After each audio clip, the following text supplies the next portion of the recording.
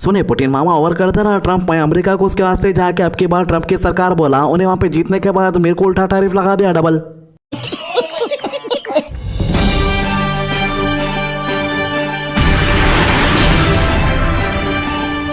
अस्सलाम वालेकुम दोस्तों, welcome to MBN voice media. इस वीडियो के अंदर अपन बात करेंगे इंटरनेशनल न्यूज़ की। प्राइम मिनिस्टर मोदी जी सोच रहे होंगे 7 साल के बाद बोल के चाइना का प्रेसिडेंट पूरी खुशी का ख्याल रखा मेरी। दिल तो बोल रहा मुजरा देख लेते हुए यहीं गोतकिया डाल लेके बैठ जाना, बल्कि मगर क्या कर सकते, मजबूरी है। बहुत दिन के बाद है ना अपन, अगर उताना पना कर दिए तो और एक बार नहीं बुलाएंगा, क्या कर सकते। ये नज़ारे बार बार देखने को भी नहीं मिलते, थोड़ी देर खड़के देख लेंगे। और डांसरा भी मोदी जी देख रहे बोल के और जोश में नाचेंगे। ऐसा सीरियसली देखे तो लोगों को डाउट आ जाएगा, इसलिए क्या करता हूँ थालियां मार देता हूँ। कई को बोले तो इन लोगों को भी अप्रिशिएट करे ऐसा दिखता।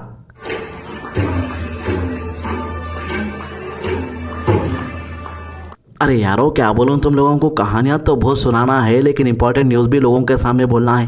तो प्राइम मिनिस्टर नरेंद्र मोदी 7 साल के बाद चाइना का दौरा कर रहे हैं। 2018 में इनका आखिरी सफर हुआ था जब ये शंघाई कॉरपोरेशन ऑर्गेनाइजेशन यानी एससीओ के समिट में गए थे। अब फिर से मोदी जी चाइना पहुंचे और इस दफा इनका दौरा और भी ज्यादा अहमियत रखता है। कई को बोले तो इंडिया अमेरिका के ताल्लुकात में अचानक से एक गिरावट देखी गई है। वाशिंगटन की तरफ से टैरिफ पॉलिसीज ने सिर्फ इंडिया ही नहीं बल्कि दुनिया के कई बड़ी इकोनॉमीज को असरअंदाज किया है। मोदी तियानजिन शहर में एससीओ समिट अटेंड करने आए हैं 31 अगस्त और 1 सितंबर को, जो ऑलरेडी स्टार्ट हो गया। लेकिन असल टूर पर सबकी नजर मोदी और चाइना के प्रेसिडेंट शी जिनपिंग के दरमियान होने वाली मीटिंग पर है। यह मुलाकात इसलिए भी अहमियत रखती है क्योंकि दोनों मुल्कों के दरमियान पिछले कुछ सालों से ईस्टर्न लद्दाख के बॉर्डर पर काफी टेंशन हुई थी, जो अब धीरे धीरे नॉर्मल होने की तरफ जा रही है। मोदी जापान से सीधा चाइना आए हैं। ये इनके 2 मुल्की दौरे का दूसरा हिस्सा है। तियानजिन में इनकी मुलाकात सिर्फ शी जिनपिंग से नहीं बल्कि रशिया के प्रेसिडेंट व्लादिमीर पुतिन और कई दूसरे मुल्कों के लीडर से भी हुई है। दौरे से पहले जापान के एक मशहूर अखबार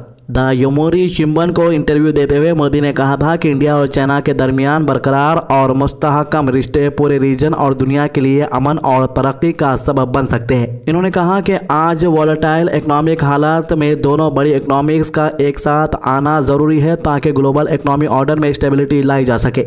चाइना के फॉरेन मिनिस्टर वांग ये अभी कुछ दिन पहले ही इंडिया आए थे, जहां इनकी मुलाकात external affairs minister S Jaishankar और एनएसए अजीत डोभाल से हुई। दोनों तरफ से मिलकर फैसले किए गए कि बॉर्डर पर अमन बरकरार रखा जाए, ट्रेड को दोबारा से खोला जाए और फ्लाइट सर्विसेज भी जल्द शुरू की जाए। ये सब उन एफर्ट्स का हिस्सा है जो दोनों मुल्कों ने अपने स्ट्रेंड टाइज को दोबारा सेट करने के लिए शुरू किए हैं। हम सबको याद है कि जून 2020 में गलवान वैली में होने वाले डेडली क्लैशेस ने इंडिया चाइना के ताल्लुकात को काफ़ी ज़्यादा नुकसान पहुंचाया था। लेकिन अब डिसएंगेजमेंट प्रोसेस कंप्लीट हो चुका है। बॉर्डर के फ्रिक्शन पॉइंट्स जैसे कि डेमचौक और डेपसंग पर भी मसला सुलझ गया है। इसी बीच अमेरिका का प्रेसिडेंट डोनाल्ड ट्रंप और मोदी के दरमियान रिश्ते पहले जैसे नहीं रहे। न्यूयॉर्क टाइम्स की एक रिपोर्ट के मुताबिक ट्रंप ने अभी इंडिया का आने का जो प्लान था इसका कैंसिल कर दिया है, जो कि क्वाड समिट के लिए शेड्यूल था। क्वाड के फॉरेन मिनिस्टर की मीटिंग जो कि इस साल जनवरी में हो गई थी, लेकिन ट्रंप ने कहा था कि ये इंडिया नहीं आएंगे। रिपोर्ट में यह भी बताया गया है कि मोदी और ट्रंप के दरमियान ट्रेड और टैरिफ को लेकर काफ़ी डिफरेंसेस हुए हैं। ट्रंप बार बार क्लेम करता रहा है कि उसने इंडिया के पाकिस्तान कॉन्फ्लिक्ट सॉल्व कर दिए, जो कि इंडिया ने हर दफ़ा रद्द कर दिया। मोदी इस क्लेम से नाराज़ भी है। ट्रंप ने रशिया से ऑयल परचेज पर इंडिया पर 25% टैरिफ भी लगाया, जो इंडिया के लिए एक बड़ा झटका था। एक्सपर्ट्स का कहना है कि यह सिर्फ रशिया का मसला नहीं है बल्कि अमेरिका की तरफ से इंडिया पर प्रेशर डालने की एक स्ट्रैटेजी थी। मोदी और शी जिनपिंग की तियानजिन में हुई मुलाकात के बाद दोनों तरफ से पॉजिटिव स्टेटमेंट सामने आए। दोनों लीडर्स ने कहा है कि बॉर्डर इशू का एक फेयर और म्यूचुअली एक्सेप्टेबल सॉल्यूशन ढूंढा जाएगा। इंडिया और चाइना के दरमियान ट्रेड और इन्वेस्टमेंट को बढ़ावा दिया जाएगा और ट्रेड डिफिसिट को कम करने की कोशिश होगी। मोदी ने खुद कहा कि दोनों इकोनॉमीज की कॉर्पोरेशन 2.8 बिलियन लोगों की जिंदगी से जुड़ी हुई है और यह पूरी इंसानियत के लिए भी बेहतरी का रास्ता खोलती है। ये जो इंडिया और चाइना के बीच में मीटिंग हुई है, इसके अंदर फेयर ट्रेड और रीजनल इश्यूज पर भी बात हुई। मोदी ने कहा कि दोनों मुल्क स्ट्रैटेजिक ऑटोनॉमी फॉलो करते हैं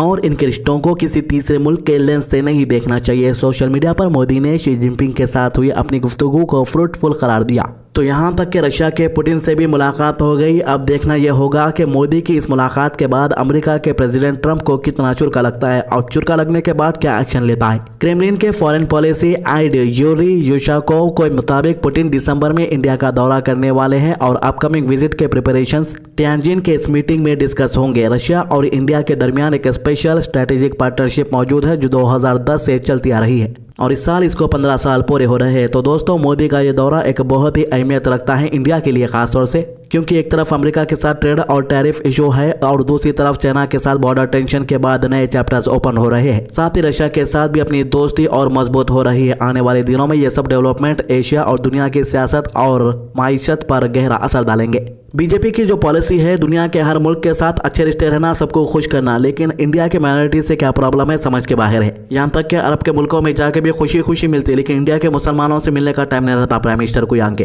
तो ये थी इस मामले की अभी तक की सारी अपडेट। हमारे चैनल को सब्सक्राइब कीजिए और हमारे वीडियोस को ज़्यादा से ज़्यादा लोगों तक शेयर करने की कोशिश करिए। अल्लाह हाफिज़।